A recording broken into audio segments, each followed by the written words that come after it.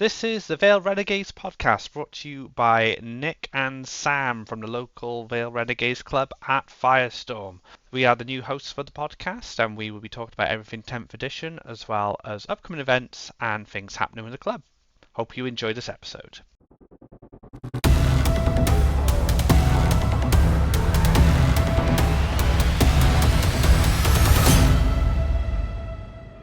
Welcome everyone to the first 10th edition Vale Renegades podcast. I am Nick and joining me on the show is Sam. How are you doing, dude?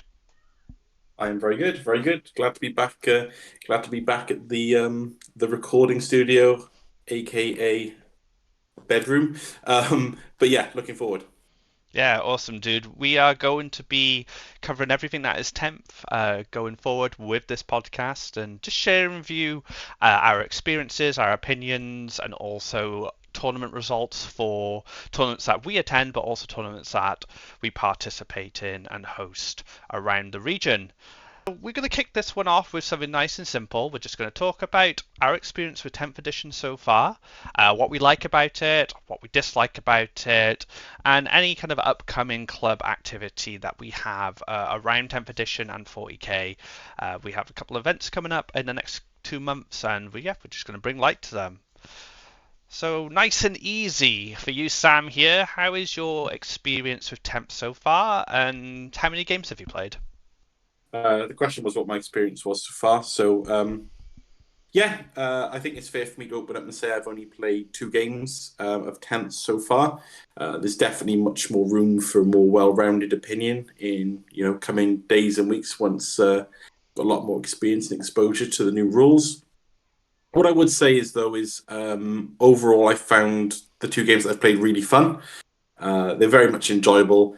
I am very conscious that it was people trying new things, me included. So bit of a mixed bag in terms of lists, trying out different units to see what they can do.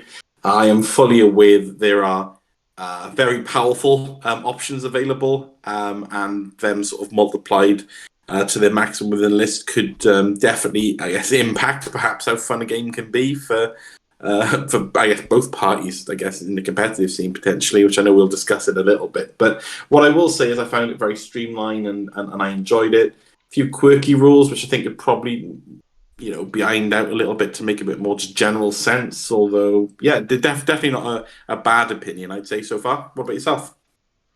Yeah, really good. I have had a lot more reps than you have in recent times. I've played 7 games now with Necrons.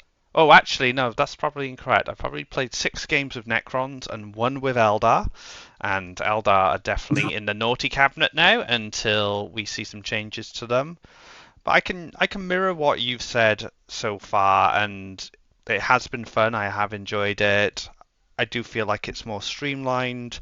I was able to play 3 games and not feel like my brain was fried, which is quite a big thing. I felt that ninth edition definitely took its toll on kind of mental fatigue, stuff like that.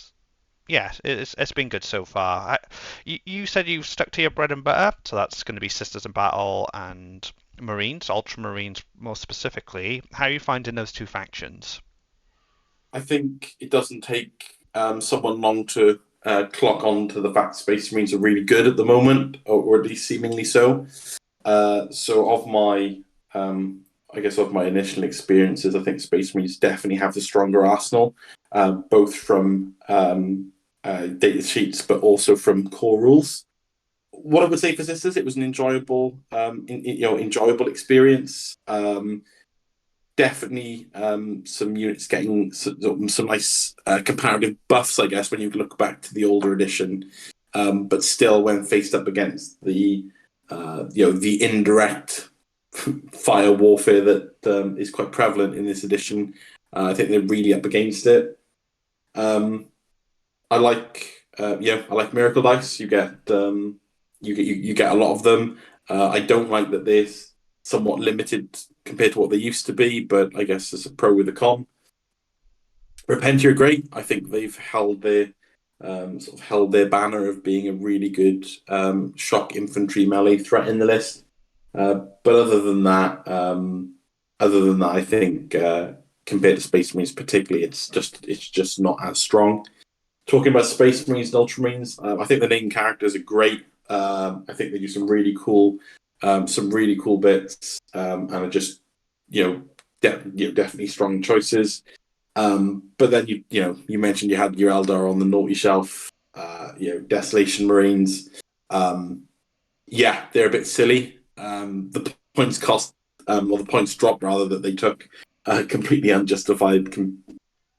Given that they've just got outright better, particularly with the synergies of Boulder Discipline and Oath of Moment. And if you're an Ultramarines guy like me, maybe double Oath of Moment, so maybe justifying more than a squad. Yeah, a bit daft. But what I would say is, again, just to reiterate, both experiences were really fun.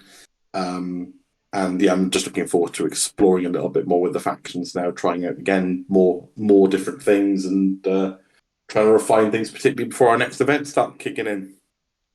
It's a shame. Well, maybe it's not a shame because we know that the future of Eldar is a little bit. Well, we don't really know. We know that GW are looking into Eldar and Fate Dice specifically.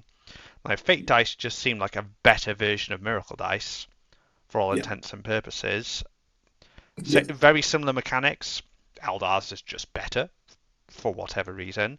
I actually liked Ninth Edition Fate Dice. I thought they were well designed, to be honest, because there was a level of variance to them which you could kind of control a little bit with Farseers by re-rolling, but they were limited to what you rolled. So a 6 got you a save, a 1 got you an advance, etc. Rather than here's a bucket of dice that you can make anything at any point as many times as you want.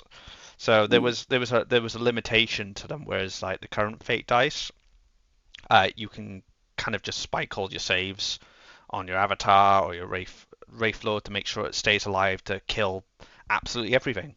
So there's definitely problems there. Maybe Miracle Dice are the correct route for that mechanic, and Fate Dice are just kind of like a super version of Miracle Dice.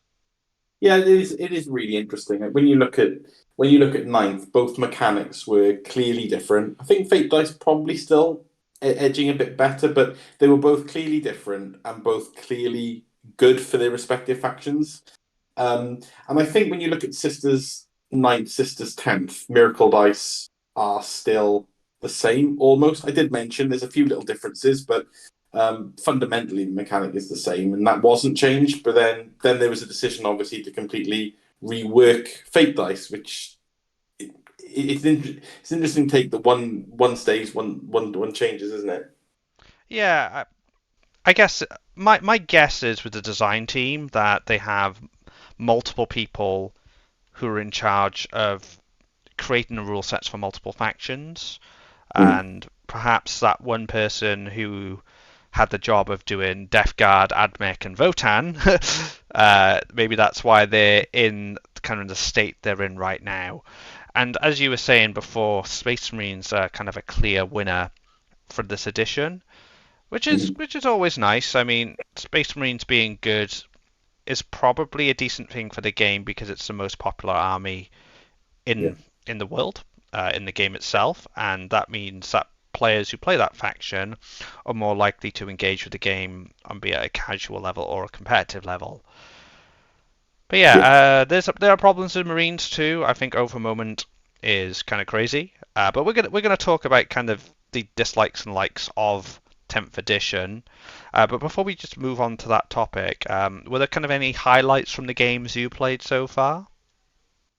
I'll start off with a low light. Actually, I think that cover, and the use of cover is very well not refined at the moment. I think there's definitely some work needed there.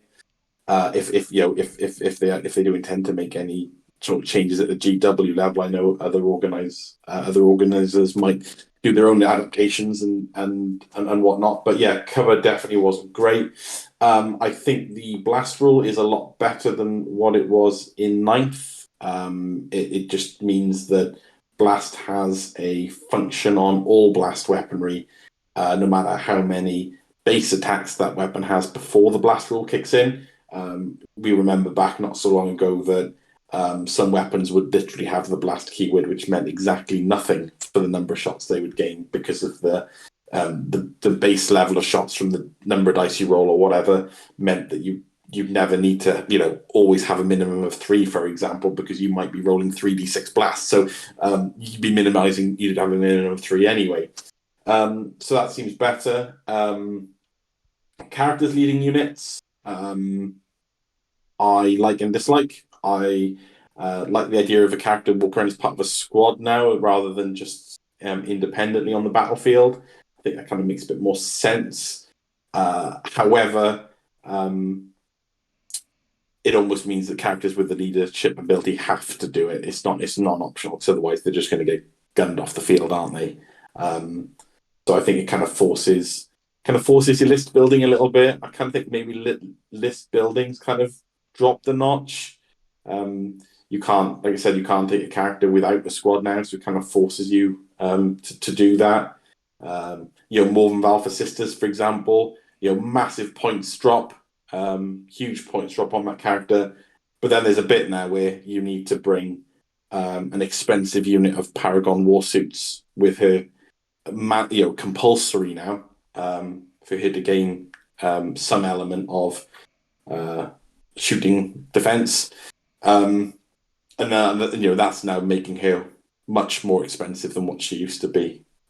Admittedly, there's a few more multi-melters or power maces or whatever in that unit than there used to be, but you are paying for that, and before you at least had the option not to, I guess. And on the subject of weapon abilities, there's definitely ones that I liked. I think Blast is good. I agree. It's just a bit more consistency, less variance. I'll take that. It's a clean way to do it as well. Like, there's no ambiguity to it. It's a nice, clean rule that we can all get along with and understand quite easily. Other rules, such as devastating wounds, are problematic, I think, long term. Probably need to be capped per unit, like the old mortal wound outputs on stuff like Kazakin. Stuff like that. So there are definitely keywords which are great. There are keywords that probably need some refinement. On the leadership side, I'm quite pro leader, to be honest. I like it. I feel like lone operative isn't an answer to non-leader characters. It feels a bit strong, but whatever. They didn't want to do lookouts there because it was complicated. Lone operative is far simpler, but it comes with its own problems. On the subject of leader, though, I don't think it's perfect. There are definitely problems with it. That Morven Val one, for example, she comes at a massive premium, being the Paragon Warsuits, so her viability will definitely be dependent on how viable the Paragon Warsuits are, which is definitely not what you want. And something I like looking through the Necron index recently, I thought, I'll give Ankir a try. He seems pretty cool.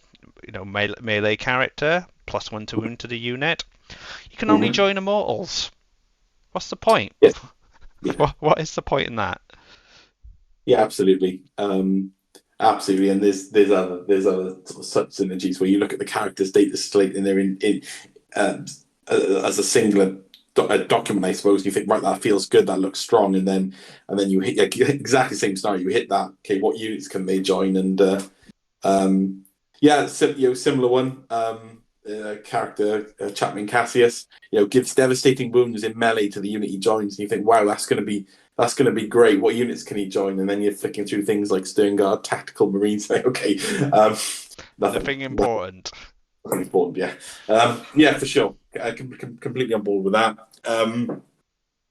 There seems to be a lot of can't shoot at me going on, which I don't like, I guess, because it's a game where you bring him in just to either swing a club or pull a trigger, isn't it, to do something? And you've got we'll stick on Ultramarines. You can unit of scouts. You can't shoot them if you're outside of 12 inches. You've got Gilliman, if he's within 3 inches of an infantry unit, you can't shoot at him, and so you've got a scenario then where you can't shoot at the scouts, and you can't shoot at the character next to the scouts because he's next to the scouts.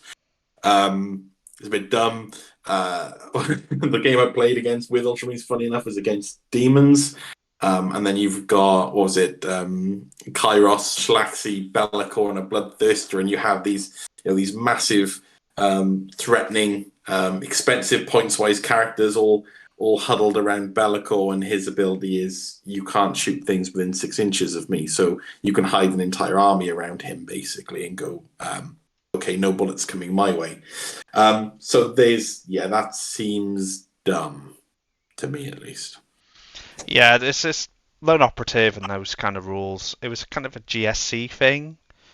So some GSC characters in ninth had if they're within range of cover, they can't be shot unless you're within 12 inches of them.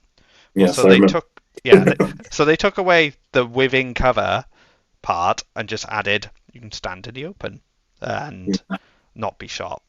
It's a bit of a strange design decision there. We'll see long term how much of a problem it is. I think the game's still very new. But there are it's not a perfect edition. The launch was a bit bumpy, especially with kind of the public's view of it. There were big problems such as Eldar being one of the key ones, D-Cannons, Wraith Knights being really problematic from the outset, and then you have armies like Admech and Death Guard and Votann, which just feel like they just should start again with those indexes and those rules. And I don't think that's going to happen. That's kind of an admission of a big mistake from a company like GW, and I can't see that happening on that much larger of a scale, and maybe trying to address that in the balance room. Yeah, because the thing is as well, they've got a load. Last weekend, a load of people are going to have ordered the index cards for their entire armies, haven't they? And they'll have, and they're printed, aren't they? And I know.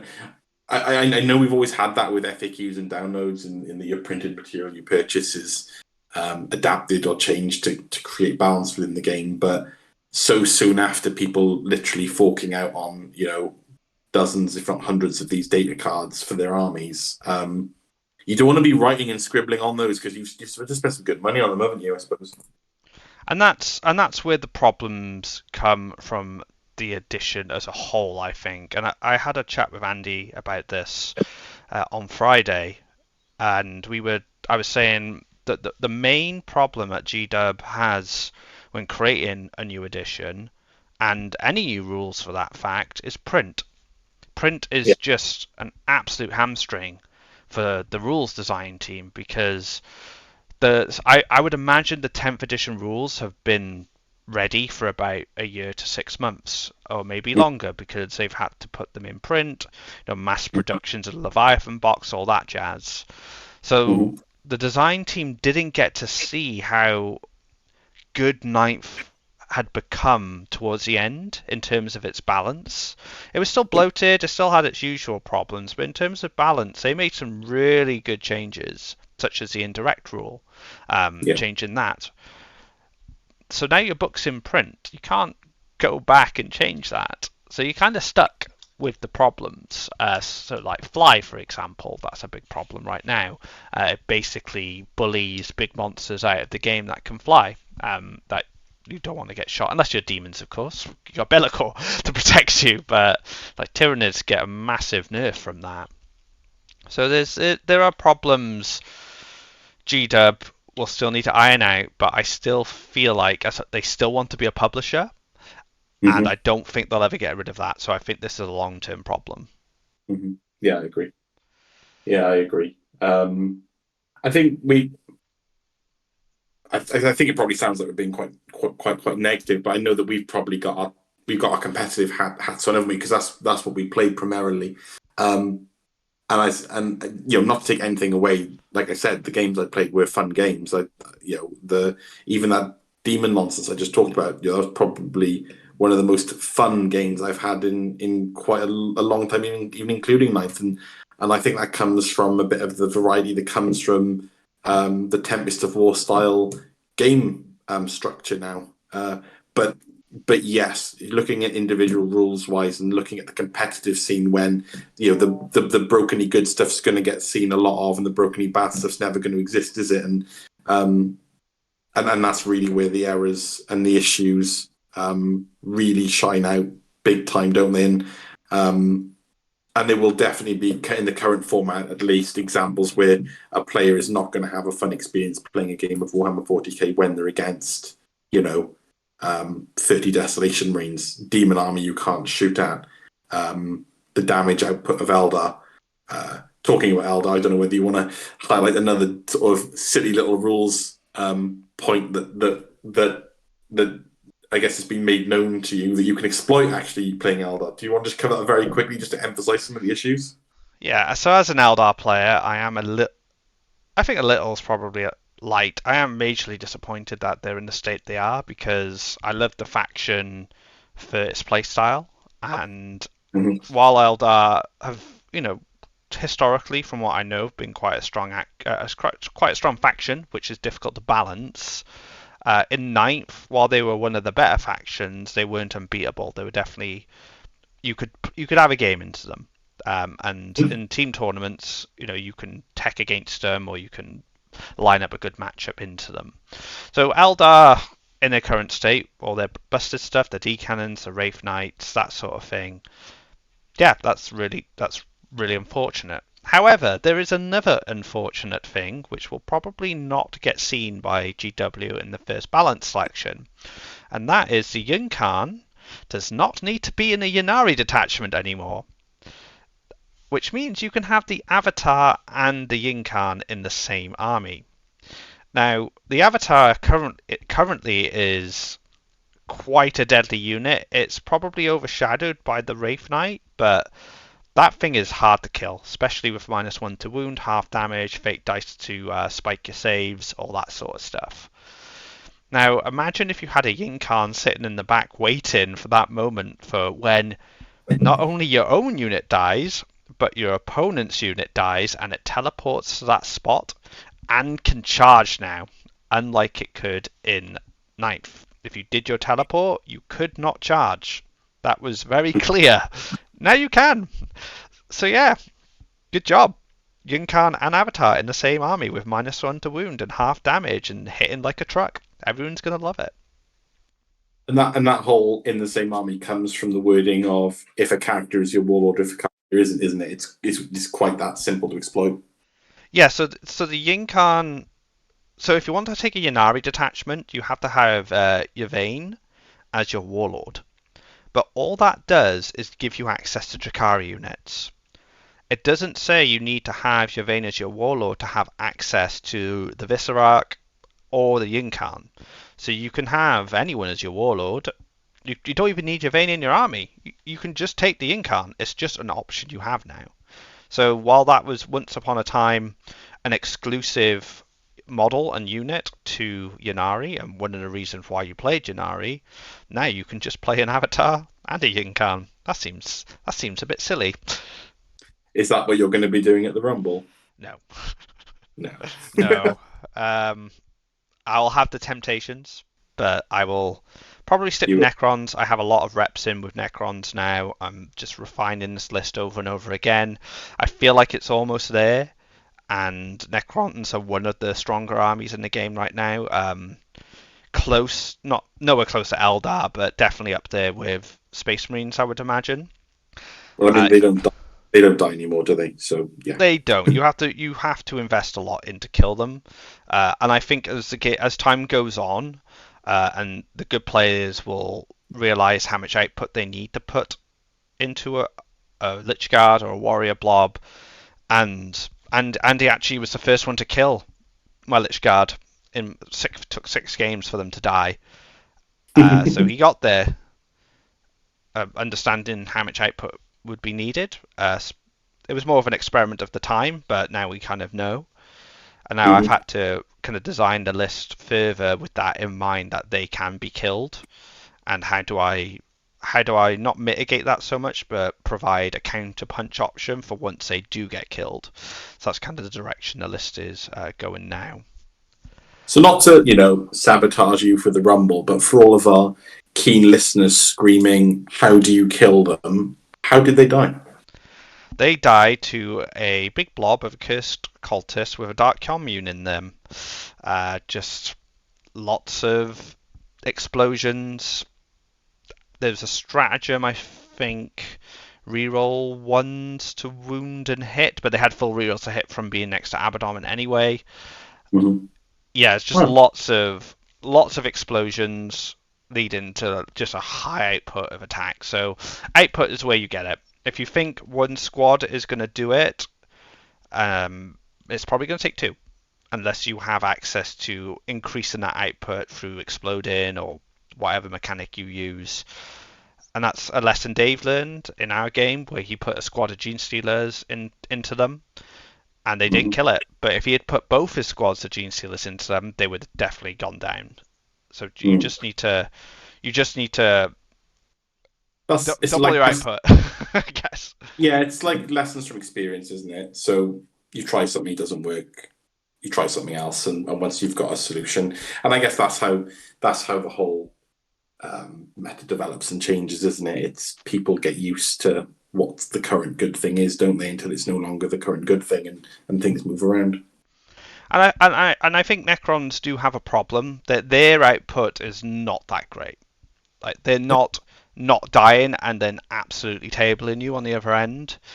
So they do have a weakness. Like they're more of an attrition army now, and I think for teams they're going to make a great defender, which was their role in the last edition. Mm-hmm. But Space Marine army is going to kill much more than the Necron army ever does, and kill you faster. Same with Eldar, same with Thousand Suns. It's Eldar and G Silicult. They're the ones that are going to be hard to kill, and you got to kind of stop them scoring, and you really need to like consider your output.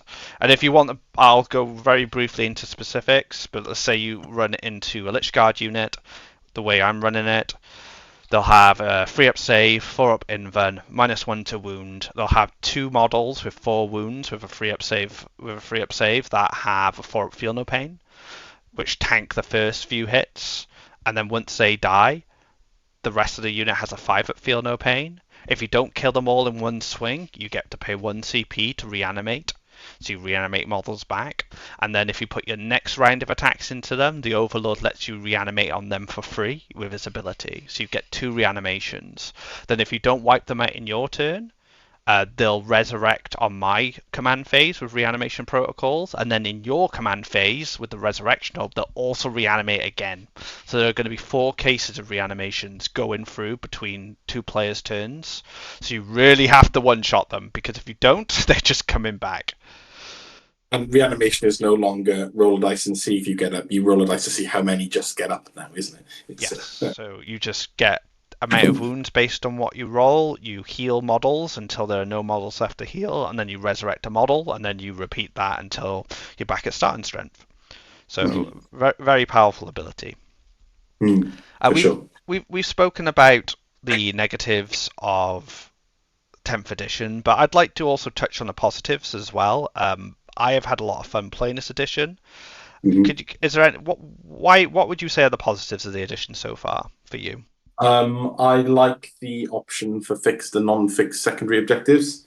I'm not saying all of the objectives themselves are perfect, but I feel that it adds a nice element of variety to the game. We all remember certain factions from the end of the last edition, which would just pick the 3 secondaries that they always pick because they're faction specific or just outright better than others available to them. And I think having this Tempest of War style, I think Maelstrom of War is the other name, isn't it? Where what you draw is unknown, what your objectives for the round or the turn are unknown, until you start it. I really like that.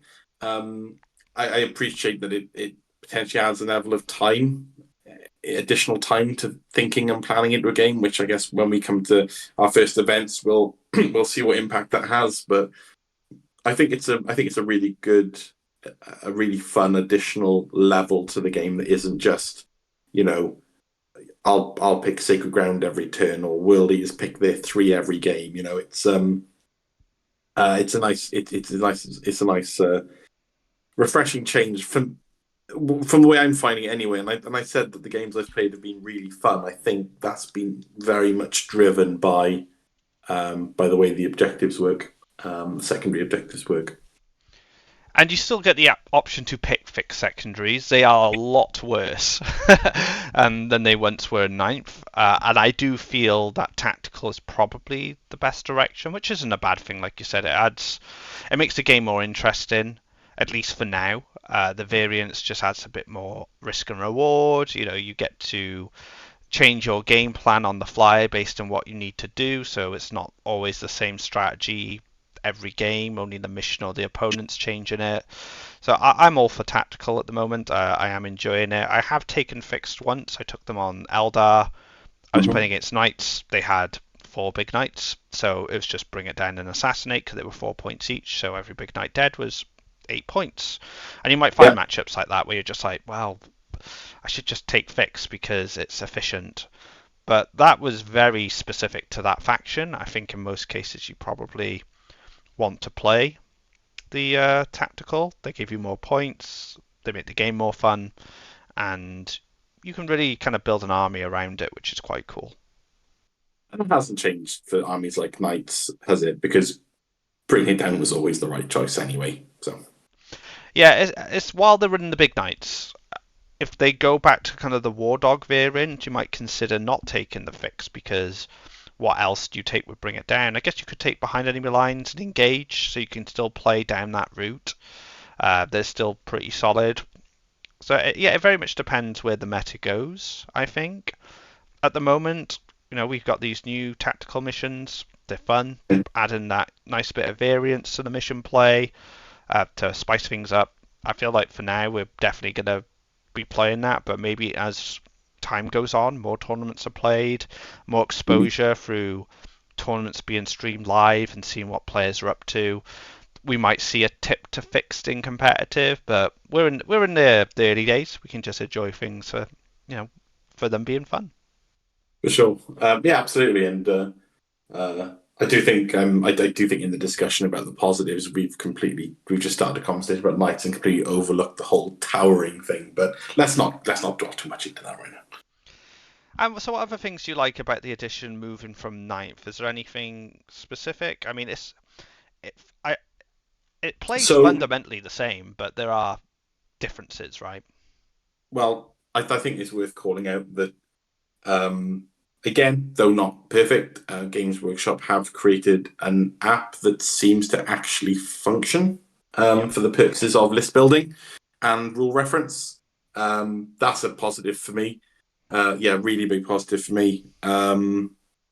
I I still find it, and this is because it's early days and we're still learning, or at least I am. I do find I'm using it quite a lot to just double check weapon profiles and rules, etc. But that's got to be better than constantly looking through a book, isn't it? So I'm well happy with the app. I'm enjoying it. Um, and and yeah, like I said, I've played 2 games, so I feel like that question would probably be better answered once I'm up into the realms of 6, 7 games like yourself. I know when we reconvene after the next 1 day tournament we're going to run, we'll probably have much, or at least I will have much firmer opinion on at least what I deem the good and the bad, I guess. Yeah, I think it's a cleaner game in terms of rules bloat. It's a much more easier game to digest. I feel that your fundamentals from ninth carry over fine. There are changes to certain phases, such as the charge phase of the pile-ins, consolidates and stuff. There are changes to rules like fly, towering now exists, but keywording is really good. No, I'm keen. Mhm. I'm glad things have been keyworded now. It's an easy reference point. And again, just singing some more praises for the app. If your weapon has a keyword, you can press the keyword on the app, on the datasheet, and it'll tell you what it does. Great. Fantastic. A couple of tricks with the app if you guys don't already know. If you are playing a game and you would like to look at your own rules and also look at your opponent's rules, your Battleforged army list, when you go into that and start viewing data sheets through that, that is actually a separate part of the app to the reference. So you can actually just view your army and their data sheets through your Battleforged list, and then if you need to refer to the core rules or maybe your opponent's rules, you can just use the reference and you can actually switch between them. So it's a good way to access two different levels of data sheets and not have to constantly switch back and forth them. So you can keep your data sheets within your army, and then you can use the reference tab to look at your opponents, which is a really helpful thing I found. Yeah, absolutely. It's really good. Yeah, it's really good. But yeah, I think you're right. As we play more, we'll see more positives, and we will probably see more negatives. Any final thoughts before we move on to talking about events coming up? No, I don't think so. I think my position and point of view will definitely must be influenced by my own experience through upcoming events. So yeah, I'm happy to move on. Awesome. So just to wrap things up for this podcast, we'll just talk about what's coming up in the future. So the first thing to draw a highlight to is the Friday events that we hold at Firestorm Games in Cardiff. This is a Vale Renegade. Anyone can join. Just join our Discord, sign up, and then you can play with the club. This means basically you get paired up into players randomly that sign up. So you show up, you sign up, you show up, you're given a dice, or we do pairings through something like BCP.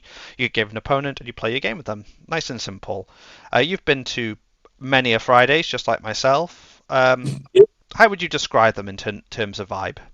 Yeah, a few points on this, I guess. For me, first off, it's a really good environment, atmosphere. Generally, a good number of players as well for some variety. Good variety of army lists too. You get to put your hand up and say, look, I'm looking for a bit more of a casual game today. I'm going to be looking for a bit more of a competitive game today. I know there's limitations to who's brought what, but the organisers tend to try and accommodate as best as possible to meet the needs of the individuals that have joined. So yeah, overall, really, really good experience. I'm really buzzing. I'm looking forward to this coming Friday now because I've got a few more ideas I want to try out, and yeah, you get paid into like a random person, so you get to meet new people as well. That being said, there's nothing stopping you organising a game. So you can absolutely sign up and say, I'll be playing with so and so today, if that's all right, and that's absolutely fine. That helps out the organisers because they'll know who to include and who not to include in the whole sort of pairing mechanic you've mentioned. But please, I guess, if you are an individual who's planning to play a specific individual and you've signed up through the Friday club evening, please make that known so the organisers can sort of exclude you from pairings and just let you guys crack on.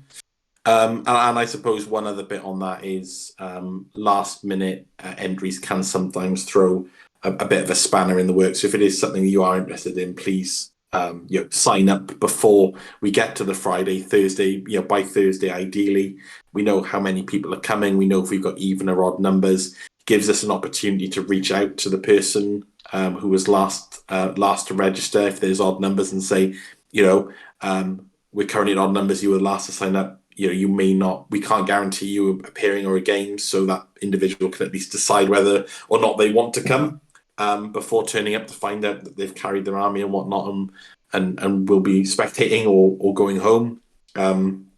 So be organised about it. If you're free on the Friday, you're going to be free on the Friday. Sign up sooner rather than later. And at least by the Thursday, so everyone gets a fair shot at a game, and it minimises your own risk of sort of being disappointed when you turn up. It's just a quick note that you sign up on our Discord, which will be a link will be provided within the description. So just join our Discord. You can sign up there. Just one thing we're trying to implement within the sign up page. It will be an event within the Discord. Please only reply that you're attending and what your intention is to do, be it competitive play, casual play, or you're playing with a friend.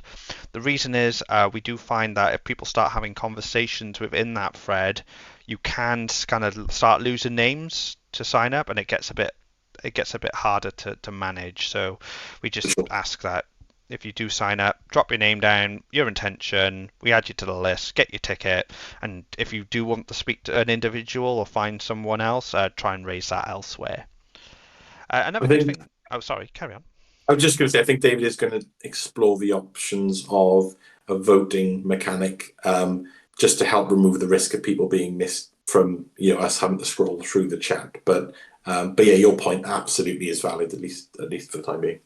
Yeah, and any updates to how this is going to be done will be handled in the Discord, so be sure to keep your eyes peeled. Just one thing to note on Fridays as well. If you are planning to play and you do want a more competitive game, there are very good players within our club. And if you are maybe newer to the competitive scene or looking to break into it, it can be a bit intimidating, but I wouldn't be. Like all our competitive players are very helpful.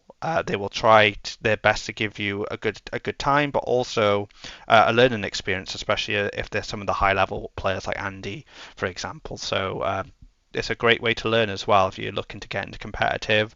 The best way to learn is to play good players, and our good players are super cool, and they want our scene to grow, so they'll help you grow as well. So that's always a good thing. I think the number I know we've mentioned this on previous podcasts, but the number of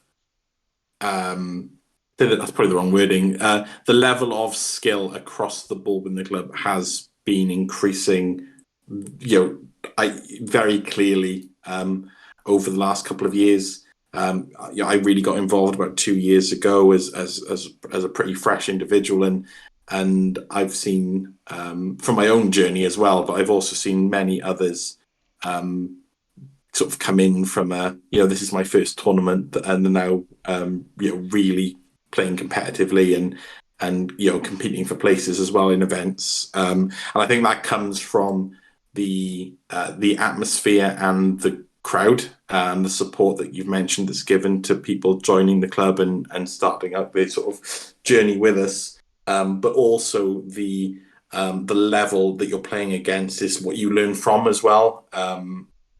I highly recommend it personally, and I found it extremely useful for my own development within the game. And the word competitive can have a stigma attached to it. People who are super serious and win at all costs, that sort of thing. That's not what the intention of Friday is. Friday's there for you to practice, try new things, meet new people, play with old friends. That's the intention of the event. It's not a tournament.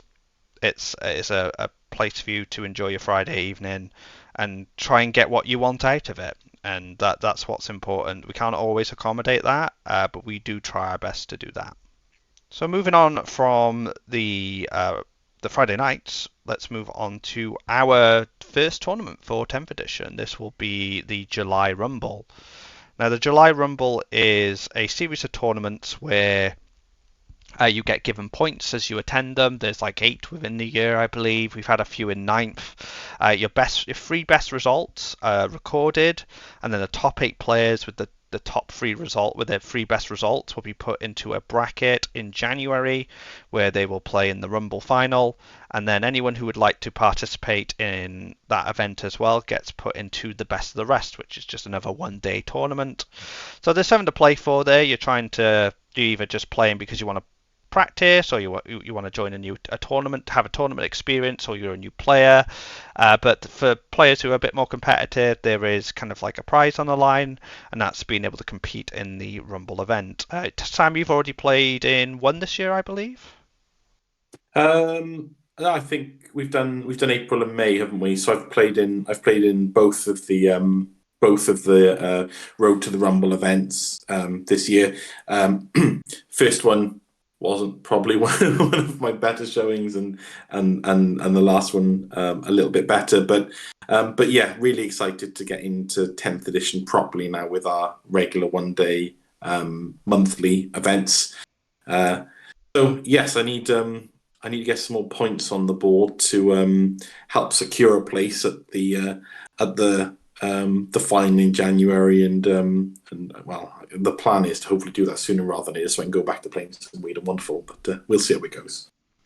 Yeah, and if you would like to participate in this, it will be happening on July the 15th, which is a Saturday at Firestorm Games. It's an all-day event, so you will be playing 3 games in total.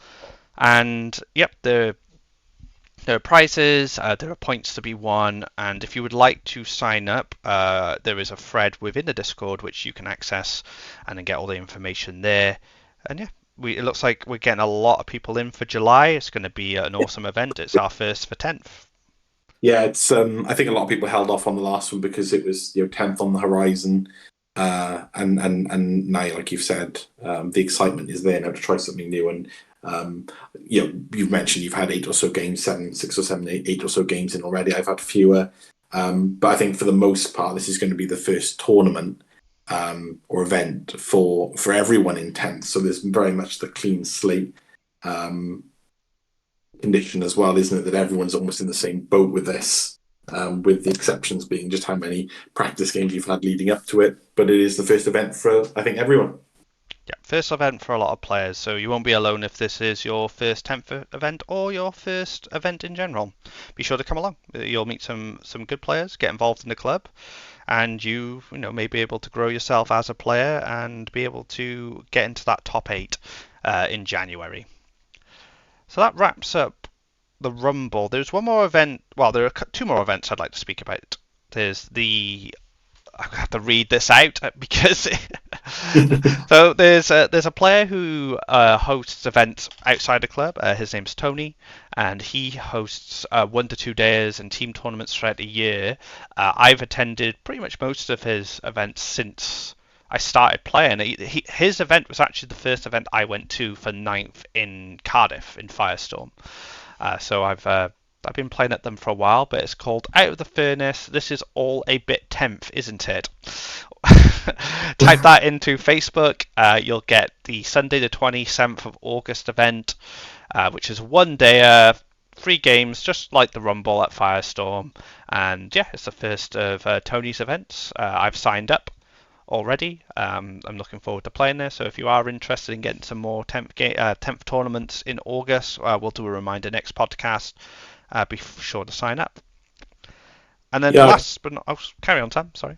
I think I've just scribbled that down on my notepad because that's something I'll need to do as well. But yeah, sorry for interrupting. No, it's all good, dude. It's all good. So last but not least, we have our premium Vale Renegades event of the year. Probably going to be our last premium event of the year. So there are 2 events that are run by the Vale throughout the year. There's Echoes, which was earlier this year, which is a big singles event run in Firestorm. And then there's Brother in Arms, which is a big team event run in Firestorm. We have Brother in Arms left. It will be a 10th edition event, and the date will be announced very shortly. So grab a team of 4, sign up. Team events are the best type of events. I'm fully converted after playing at Stockport and Birmingham and with you, Sam, and Rob and Dave and Chris in our teams. Yeah, it's going to be a great one. So be sure to keep your eyes peeled for that. Any thoughts on that so far, dude? Yeah, only that I'd second that it is an absolutely amazing experience and a great way to play the game.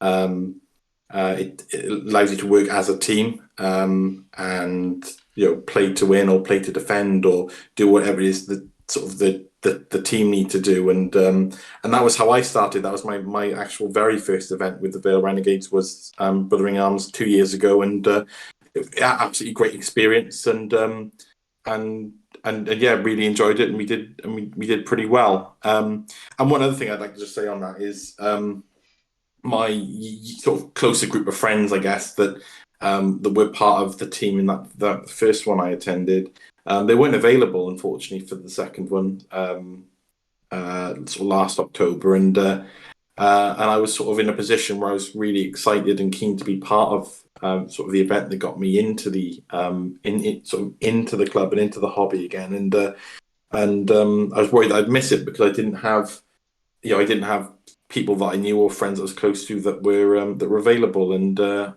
through building relationships, I guess, going to the Friday club events and getting to know people, making friends and contacts. It wasn't a difficult task just to make my interest in the event known, and then yourself, Nick, and David and Rob and then Chris for a separate event. But yeah, I was sorted out. The club was able to find a team that needed a player in, and I was able to get in. So what I'm trying to say is, if you're thinking the team event isn't for you because you haven't got a team, um, you're not alone. And from that, teams can be made, and it isn't a haphazard thing either. I think we came third place, didn't we, Nick? And we were sort of like thrown together with what we had, and we had a great time as well. And we were very shocked when we came third place because they called our names out, and we didn't even realise it was us. We had to be prompted by Rob. Yeah, Uh, that was it. Yeah, we were poked up to get our trophies, weren't we? Because we were just clapping, oblivious to the fact it was us. So yeah, we thought it was someone else, but yeah, our first team. First time we played as a team, we did really well. It all synergized together, which is awesome. And I'll just echo what Sam said about finding a team. A bit more further context into that. When we played in a UKTC Birmingham event, we actually took 3 teams of 5. So we were able to get 15 players into teams for that event specifically. So yeah, there are plenty of players in our club who want to compete and maybe don't have access to that circle of friends that large. It's only 4 for Brothers in the Arms. It's a Brother in Arms. It's not 5. mhm, So one less. So there are players. We can find a team for you. We can start putting a word out to people we know within the club and outside the club to see if anyone would like to team up with you. So don't be afraid to sign up because you haven't got a team. Just ask us and we'll help you find one. for sure. And that about wraps up this podcast. We just wanted, to touch on 10th. It's fresh waters out there in 40k. Both Sam and I getting in our games, and me a lot more. I've been hype. I've just wanted to get reps in with the Necrons and see where they're at, and excited to play Votan when they're fixed, Eldar when they're fixed, my other 2 armies, my Custodes in the future, which will be coming next week, which should be awesome. So I'll get to play Custodes. So yeah, any final thoughts before we wrap up? Yeah, it's just that I haven't had the pleasure of trying to kill Necrons yet. So if you are about on Friday, hopefully we get paid up and we can get a game in. And for all the others out there that admittedly perhaps not ready for the next Friday, but for future Fridays, look forward to seeing you. And if you're on the fence, please just take that step into the water and come along. I'm sure you'll have a great time. Thank you very much for everyone listening today. We will have future podcasts going forward with Sam and myself. You can find us over on YouTube and Spotify going forward. Any feedback, by all means, drop in the comments below or hit us up on Discord.